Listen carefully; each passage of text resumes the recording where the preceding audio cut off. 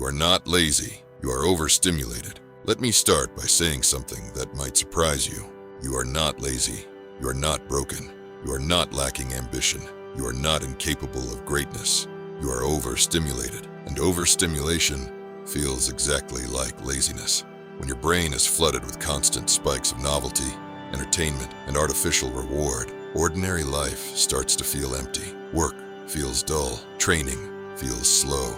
Reading feels exhausting. Building something meaningful feels almost painful, not because you are weak, because your nervous system has been trained to expect intensity.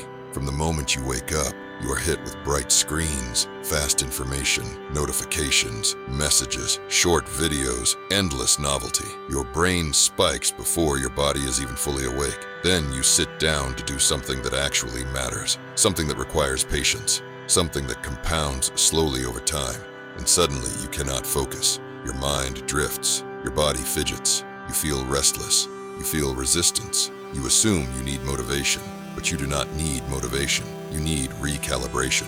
A brain trained on constant stimulation cannot tolerate monotony, and monotony is where mastery lives. You cannot outwork a nervous system addicted to spikes. You cannot force discipline on a brain that expects instant reward. You cannot build long-term focus while living in short-term stimulation. The problem is not that you do not want success. The problem is that your brain has been conditioned to prefer intensity over progress.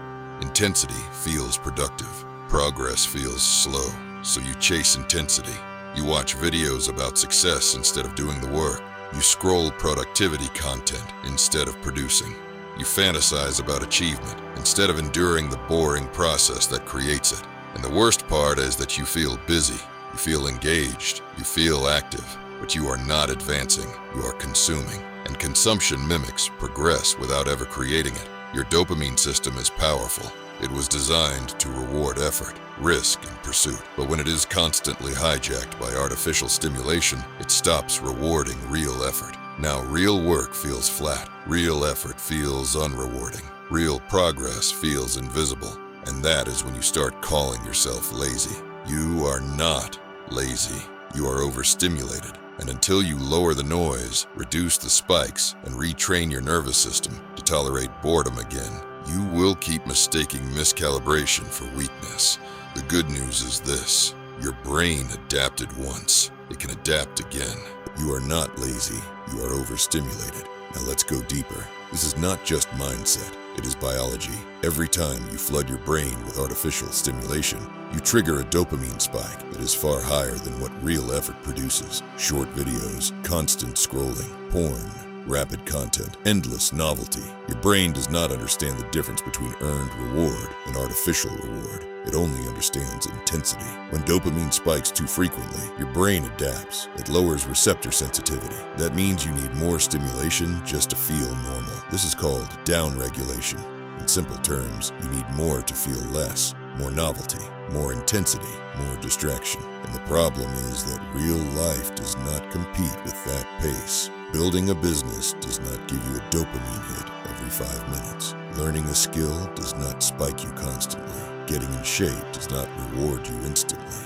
So when you sit down to do real work, your brain feels understimulated. That restless feeling you get when you try to focus. That agitation, that urge to check your phone, that sudden desire to switch tasks. That is not laziness. That is withdrawal from overstimulation. You are not unmotivated. And here is where it becomes dangerous. When your baseline dopamine level is artificially elevated, ordinary effort stops feeling rewarding. Deep work feels flat. Progress feels invisible. Discipline feels punishing.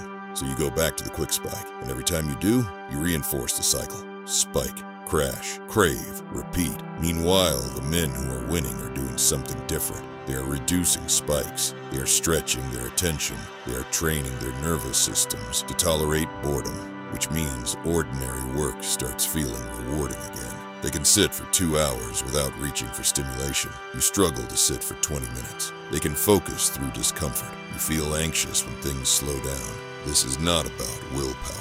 This is about capacity. You cannot build something massive with a nervous system that panics in stillness. You cannot dominate your field while living a spike to spike. Real power is built baseline to baseline, stable, controlled, repeatable. Overstimulation makes you volatile. Volatile men are inconsistent. Inconsistent men are unreliable.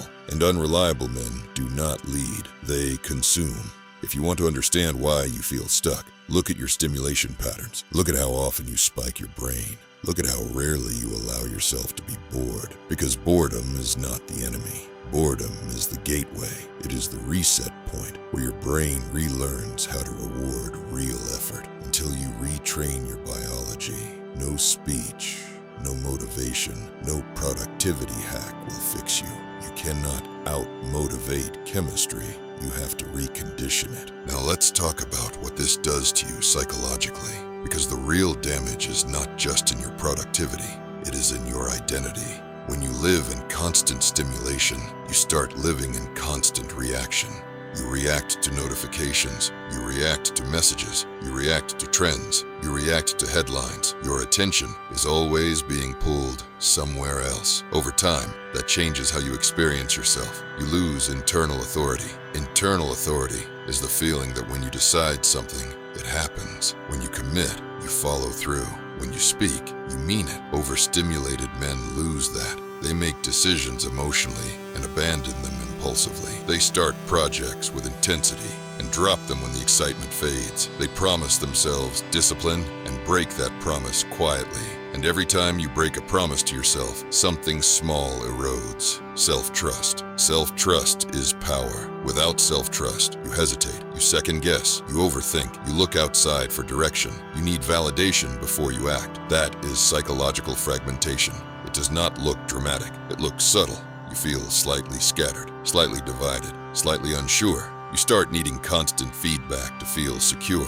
You need engagement to feel relevant. You need stimulation to feel alive. Silence becomes uncomfortable. Stillness becomes threatening. Because in stillness, you feel the gap between who you could be and what you are currently doing. So you avoid stillness. You reach for distraction. You numb the discomfort. You spike your brain again. And every time you do that, you delay becoming the version of yourself you respect. So the real question becomes simple.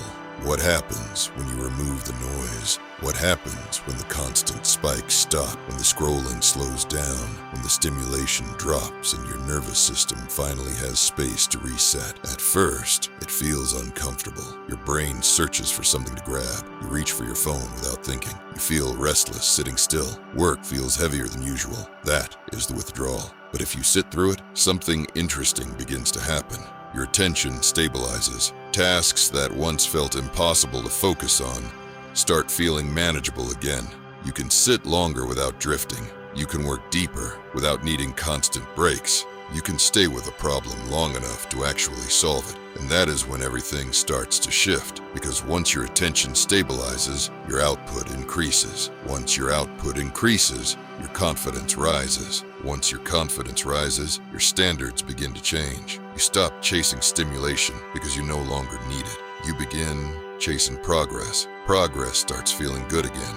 Finishing work feels satisfying again. Learning something new starts giving you energy instead of draining it. And over time, that creates a different kind of man. A man who is steady instead of scattered. A man who is focused instead of reactive. A man who is capable of doing difficult things for long periods of time without collapsing. That kind of man becomes dangerous in the best possible way. Because the modern world is not built for men like that. The modern world is built for distraction. It is built for consumption.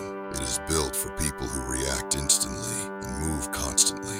But the man who can stay calm, stay focused, and stay disciplined in that environment becomes extremely rare. Rare attention creates rare results. When you can focus longer than others, you learn faster than others. When you can stay consistent longer than others, you build momentum faster than others. And momentum changes everything. Momentum turns effort into progress. Progress turns skill into leverage. Leverage turns discipline into opportunity. Before you know it, the same work that once felt overwhelming starts producing visible results. Your body changes, your income changes, your confidence changes, your presence changes, not because you suddenly discovered motivation, but because you removed the noise that was stealing your attention.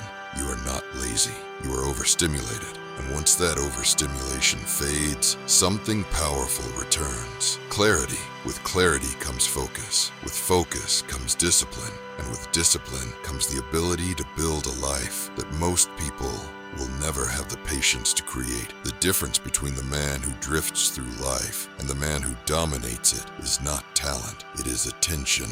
And attention is something you can take back, starting now.